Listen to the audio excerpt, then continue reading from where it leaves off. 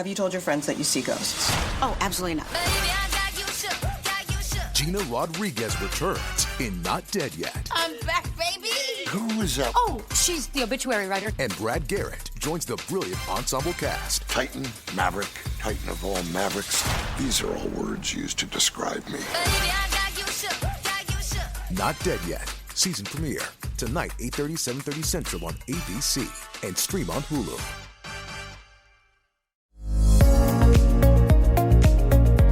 It's the Happy Families podcast. It's the podcast for the time-poor parent who just wants answers now. G'day, this is Dr. Justin Coulson. Welcome to the Happy Families podcast. Thank you so much for choosing to listen to us and making us one of the most popular parenting podcasts on the planet. We have another listener question to talk about, and it starts so nicely. Hi, Dr. Justin and Kylie. So I'd like to start by saying I'm fully committed to totally binging your podcast at the moment. Went all the way back to episode 1 and have been listening to it all from the beginning. I'm obsessed. Kylie, I don't know that we actually need to even answer this question. Surely after listening to something like 700 episodes, if you're not a parenting expert by now. No. If she's gone back to number 1, she hasn't even got to me. She hasn't heard the expert. Hey, it'd be really interesting to go back to those early podcasts of yours when you were just beginning. We should do that and do a replay. Compare then and now. It's been 3 years. That's scary. Let's move on with the request from from Pauline, who says, listening to your podcast, I've been more intentional with my family and couldn't help but notice we have unknowingly caused our 4-year-old son to stress. We have had a few issues in the past with emotional regulation, but it has been brought back to our attention by his preschool. He rushes through colouring in and tracing tasks. He's on edge and often ends up being physical with other kids. As I'm reflecting on our parenting with my son, leaving the preschool after a little chat with the teacher at pickup, I'll often say to him, let's see who can get to the gate first. And in that instant, I realised what I'd done. I've instilled in him the need to move along fast at everything. Everything was a competition, rushed or on a time limit. We had used races and time limits to get him through tasks for as long as we can remember. Let's see how fast you can put your shoes on. Who can get to the gate first? Let's time how long it takes to get in the shower and see if we can do it faster than yesterday. Just a few examples. Or to encourage him to get tasks done without realizing how this could potentially impact him. We would lean on this approach every time we had any pushback from him with the task, innocently trying to make the task fun or appealing to him. When he engages in independent play, he's very focused. He can sit patiently in group times and other activities. There are no concerns about learning difficulties. We do, however, notice tasks and competitive play can become problematic. He rushes to eat so he can be the first one on the play equipment, needs to make everything a race or a competition. He gets this flood of excitement and expresses it physically with his friends and often takes it too far. Paulina finally says, we have implemented some breathing techniques, incorporating squeezing pillows or plush toys when he feels the need to use his body to express excitement. We want him to not hurt his friends. What I would love to know is, have we created an over-competitive child? And if so, how do we undo this habit that we've instilled? Or is this something that requires more support from an occupational therapist, maybe? So, Kylie, Paulina has a question. She has a problem. She's realizing... This is an SOS. Yeah, maybe we're pushing a little bit too fast. The first thing that I need to emphasize is that for an issue like this, we do not need, at this point, an occupational therapist. Occupational therapists do really important work. They do great work. But in this instance, with a child who's 4 years old, who's really competitive, using their body a little bit too much and is used to being rushed, this isn't an OT issue. This is something that we can easily resolve in the family. And I think the next thing is, Mum, stop feeling so guilty. Yes. Like you can feel the weight on her shoulders because she feels like she's done the wrong thing. Yeah. What she has been intentional about is making things fun. And that's such a beautiful thing to be able to do as a parent. Everything doesn't have to be serious and boring. I want to come back to that in a sec, but I really just want to sit for a moment on your first point. I think there's a lot of wisdom here. When we realize that we've done something that isn't necessarily in our kids' best interests, sometimes we feel so much guilt and so much anxiety that we either overcorrect or we kind of get stuck and paralyzed as we try to analyze what we've done and work out, well, where do I go next? What am I supposed to do? And I just want to emphasize what you've said and highlight this isn't an emergency. This isn't a cause to doubt yourself, feel guilty, or think that the world is crashing in, nor is it a need. There's no need to bring in outside help. We can work on this in really healthy, productive ways. And I love your second point. I love this second point that much of this, let's be honest, much of Paulina's email is about we are trying to get things done expediently. We're trying to get things done efficiently. We just need our 4-year-old to listen and 2-year-old, do. 3-year-old, 4-year-old. They don't do anything fast. Usually their goal is to look at every conceivable perspective. I remember as one they time walk around the room. we were leaving swimming lessons, and one of our kids was walking beside me. And I've got a photo of this on my phone. As we were walking out of the swimming lessons, she stopped because she was 3 years old, and there were some flowers beside the footpath moving from the swimming lessons to the car park. And she was putting her face into the flowers. She was trying to smell these flowers. And I literally said, without thinking, it was not like I was trying to be cheeky and smart, which is unusual for me. Normally I am trying to be cheeky and smart. But I literally looked at her and said, "We don't have time for you to stop and smell those flowers."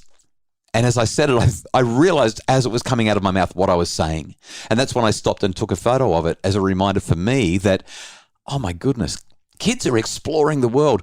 And we've got a bit of a challenge here, because while kids are designed to explore and slow down and smell the flowers, boys have been shown, for decades now we've known this, boys do respond to competitive prompts and impulses a lot more than girls do. And so what's happened with Paulina's experience with her son is, we're in a hurry.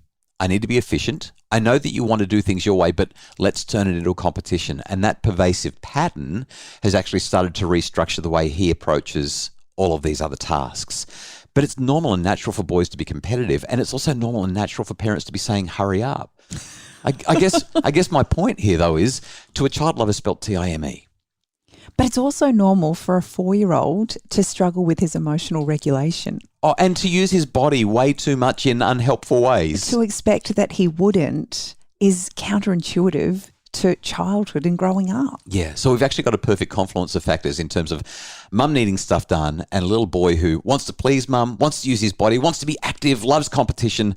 It's the perfect recipe for where we are with this email.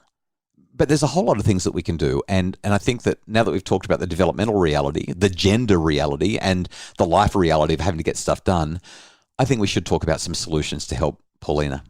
In terms of finding those solutions, Kylie, while I've got the PhD in psychology, your background and your training is in early childcare. And we're talking about a 4-year-old. This is your wheelhouse. I really want to hand this to you and hear your ideas about how we can maintain the fun, build the relationship, but slow life down a little bit for this 4-year-old who is getting maybe a little bit over-competitive. I just love that she's already got everything she needs right there. She understands and recognizes that sometimes for a 4-year-old, life can be pretty boring. So let's make this fun, but we can change it up. It doesn't always have to be competitive, and it doesn't always have to have such a rushed feel to it. So on the times when we have the capacity, let's see if we can walk as slow as a snail. Can you inch like a caterpillar all the way to the dining table? You know, are you going to gently flutter all the way to bed tonight? Jump like a kangaroo if you've got the space and the energy. Like, you can literally take what she's doing, but just change it up. It doesn't always have to be fast. Find ways that you can interact with him in such a way that it's still fun and he's still going to get the job done, but recognizing and understanding that everything doesn't have to be done at cheetah speed. What you're doing here, Kylie, is you're suggesting that Paulina engages more in relationship. And with a 4-year-old, I mean, this works so well. Any child under about 5 or 6, you can do this comfortably with, and they're not going to care what anyone else thinks. They will actually get on the ground and slide like a caterpillar. They get to be the child. They still get to expend their energy and have fun, but they're doing it in creative ways, and we're literally slowing it down. I feel like we need to just replay something that Chris and Philippa, our slow parents, had to say when they were on parental guidance over the last couple of weeks. I mean, they've really dialed this in. Slow parenting for us is just being really intentional about getting rid of the craziness in our schedule. What should we make? Muddy pies. Some muddy pies. Okay. think one of the best parts is allowing them to enjoy their childhood and learn and play rather than instructing them constantly from school and then after school activities. One of the comments that came out of the show in relation to the slow parents was maybe they weren't setting their kids up for real life because life is intense and it's There's fast-paced. so much to do. Yeah, we can't always live in slow motion. And I found that so counter to what they were actually literally watching. Here are two adults who've been so intentional about going against the grain and slowing things down on purpose. Yes. And they're doing it. So this idea that we have to stay in the rat race and that our kids are just going to have to come along with us is actually not true.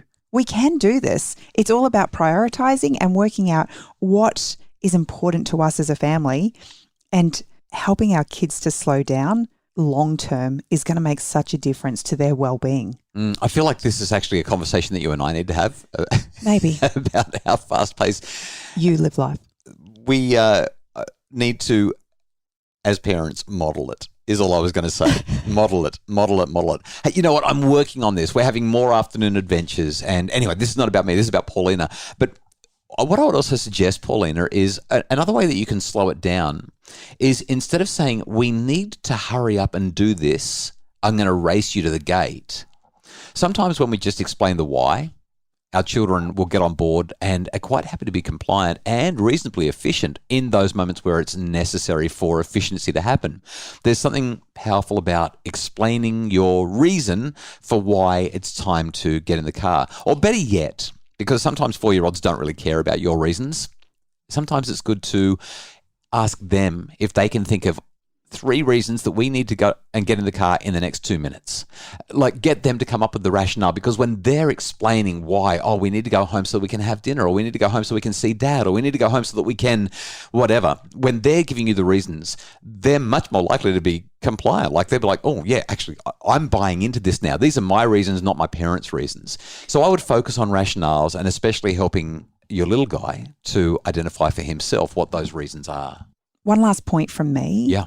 In relation to helping us to slow things down, routine is so important. If we have routine, then we actually have the capacity to see where there's wriggle room to slow things down.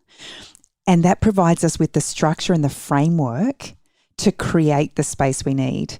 And one of the things that we can do that works really, really well with kids to help slow that down is to introduce transitions into that routine and structure. So if we know that the kids have got to go to bed in the next half an hour, what is an activity that we could do that transitions them from, I guess, the dinner table to the bedroom? Once we work out what that is, in this instance, it might be we're going to go brush our teeth and then we're going to read a story. We're going to calm everything down. Story time becomes the transition from active movement at the dinner table to sleeping time in bed. And you can do that throughout your day in every scenario. And if your child is used to the routine and structure, it's familiar to them, that transition activity actually helps them to calm down into the next activity much easier than telling them we've got to go in 2 minutes. Yeah. The transition is so vital to making this work, and that kind of plays in with the rationale idea. I want to go on a tangent. You mentioned before wriggle room, or did you say wiggle room? Because when you said it, I wondered if we're talking about, like, is there a difference between wriggle room and wiggle room? Are you giving me a hard time? No. I don't even know what I said. Well, you said wiggle or wriggle. I can't remember what it was. And JR can probably tell us. If we have routine, then we actually have the capacity to see where there's wriggle room to slow things down. Regardless, as you were talking about transitions, it made me think, is there a difference between wriggling and wiggling? And so I Googled it. When you wriggle, you twist, turn, or bend as you move. When you wiggle, you make more of a back and forth motion. So my question is it wiggle room or wriggle room? It's wriggle. Okay. My last point. I'm so sorry, Paulina. I just had to ask. I mean, my brain goes to these places. I want to emphasize that it's okay to do the things that you're doing. 100%. It's just not every time. Yeah, it's just about making sure that this is not a recurring pattern. There is a time to do things fast. There is a time to kind of, get out the door quickly. But we need to save that tactic for those times when it's needed. Yeah, and minimising it is definitely going to be advantageous, is essentially the main point that I wanted to make. Just keep doing what you're doing, though. Slow things down. Those breathing techniques, the squeezing the pillows, the activities that Kylie's mentioned at the beginning of this conversation in terms of can you walk as slow as a snail, allowing him... Eat your dinner like a sloth. Allowing him to stop and smell the flowers, literally. Those kinds of things will help you to, over time, undo this pattern. But remember, it's taken a couple of years for this pattern to be created. So you're not going to undo a pattern like this in a couple of days, weeks, or even months. This is going to be a long-term process as you are intentional about the way that you're raising your kids. Really hope that this has been a helpful Q&A for you. Thank you so much for your email, Pauline, at podcasts@happyfamilies.com.au. That's podcasts with an S at happyfamilies.com.au. And thank you to Justin Rulon, our producer, for... making us sound good? And removing take 2 and take 3 and take 4 from everything that we do as we try to fluff our way through these podcasts. Also, a big thank you to Craig Bruce, our executive producer. And if you'd like more information about making your family happier, visit happyfamilies.com.au or our Facebook page, Dr. Justin Coulson's Happy Families.